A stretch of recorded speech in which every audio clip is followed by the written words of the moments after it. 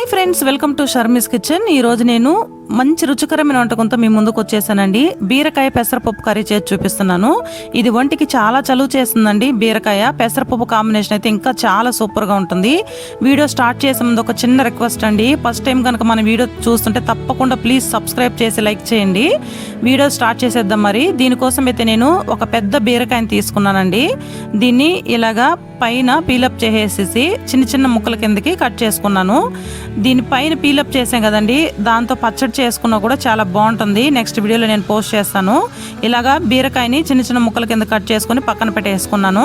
పెసరపప్పుని నేను ఒక హాఫ్ అన్ అవర్ ముందు ఒక చిన్న కప్పు పెసరపప్పు నానబెట్టి ఉంచుకున్నానండి.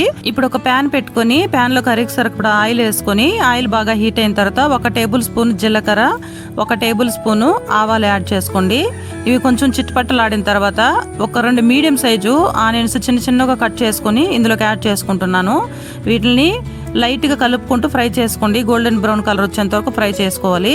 ఇప్పుడు ఫ్రై అయిపోయిన తర్వాత ఇందులోకి ఒక పచ్చిమిర్చిని కూడా యాడ్ చేసుకోండి. అదేవిధంగా 1 టేబుల్ స్పూను అల్లం వెల్లుల్లి పేస్ట్ కూడా యాడ్ చేసుకోండి. అల్లం వెల్లుల్లి పేస్టు ఫ్రెష్గా యాడ్ చేసుకోవడానికి ట్రై చేయండి. ఇది పచ్చివాసన పోయేంత వరకు ఫ్రై చేసుకున్న తర్వాత ఇప్పుడు 2 రెమ్మల కరివేపాకు కూడా యాడ్ చేసుకొని దీన్ని మొత్తాన్ని మిక్స్ చేసుకొని ఫ్రై చేసుకోవాలి. ఇప్పుడు మనం ముందుగా నానబెట్టించుకున్నాం కదండి పెసరపప్పు, ఆ పెసరపప్పు మొత్తాన్ని ఇందులోకి యాడ్ చేసేసుకోవాలి. ఇలాగ మొత్తాన్ని యాడ్ చేసుకునేసి ఒక 2-3 నిమిషాల పాటు కలుపుకుంటూ ఈ పెసరపప్పుని ఫ్రై చేసుకోవాలి. ఇది మీకు కొంచెం మాడినట్టు అనిపిస్తే లైట్గా వాటర్ వేసుకోండి. ఇలాగా ఫ్రై చేసుకున్న తర్వాత ఇప్పుడు మనం ముందుగా కట్ చేసి ఉంచుకున్నాం కదా బీరకాయ ముక్కలను కూడా ఇందులోకి యాడ్ చేసేసుకోవాలి. ఇప్పుడేం వాటర్ యాడ్ చేయాల్సిన అవసరం ఉండదండి, ఎందుకంటే ఆల్రెడీ బీరకాయల నుంచి వాటర్ వస్తుంది కాబట్టి మంచిగా కుక్ అయిపోతాయి. సో ఇలాగా కలుపుకుంటూ ఫ్రై చేసుకోవాలి. మంటను మీడియం ఫ్లేమ్లో పెట్టుకోండి. ఇలాగ ఒక 2-3 నిమిషాల పాటు ఫ్రై చేసుకున్న తర్వాత ఇప్పుడు ఇందులోకి సన్నగా కట్ చేసుకున్న ఒక 2 టమోటాలని ఇందులోకి యాడ్ చేసుకుంటున్నాను. 1/2 టేబుల్ స్పూను పసుపు కూడా యాడ్ చేసుకోవాలి. ఇలాగా మొత్తాన్ని కలుపుకుంటూ ఫ్రై చేసుకోండి. ఇందులో నుంచి వాటర్ వచ్చేసి మ్యాక్సిమం ఉడికిపోతుందండి. పెసరపప్పు మనం ఆల్రెడీ నానబెట్టాం కాబట్టి తొందరగా ఉడికిపోతుంది. బీరకాయ కూడా తొందరగా ఉడికిపోతుంది.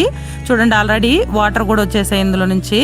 ఇప్పుడు ఇందులోకి 1 టేబుల్ స్పూను కారము, 1 టేబుల్ స్పూన్ ధనియాల పొడి, 1 టేబుల్ స్పూను జీలకర్ర పొడి కూడా యాడ్ చేసుకుంటున్నాను.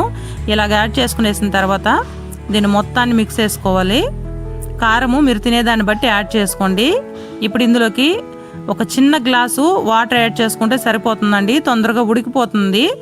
రుచికి సరిపడా సాల్ట్ కూడా యాడ్ చేసుకునేయండి. కారం సరిపోకపోయినా సాల్ట్ సరిపోకపోయినా ఈ స్టేజ్లో మీరు అడ్జస్ట్ చేసుకోండి.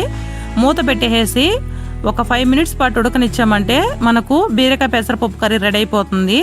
పెసరపప్పు మరీ మెత్తగా ఉడకాల్సిన అవసరం లేదండి. ఇలా పప్పుగా ఉంటేనే బాగుంటుంది. బీరకాయ పప్పు కొంచెం లైట్గా ఉడికితే సరిపోతుంది. మరి ఎక్కువ మెత్తగా అయిపోయినా కూడా బాగుండదు.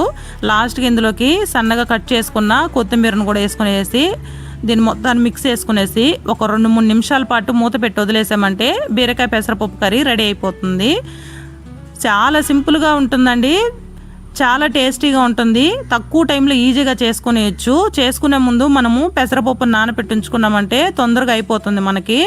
ఇది రైసు రోటీలోకి ఎందులోకైనా బాగుంటుందండి. మెయిన్గా రైస్లోకి అయితే చాలా బాగుంటుంది. మీరు కూడా ట్రై చేసి మీకు ఎలా వచ్చిందో కామెంట్ రూపంలో తెలియజేయండి. Thank you for watching.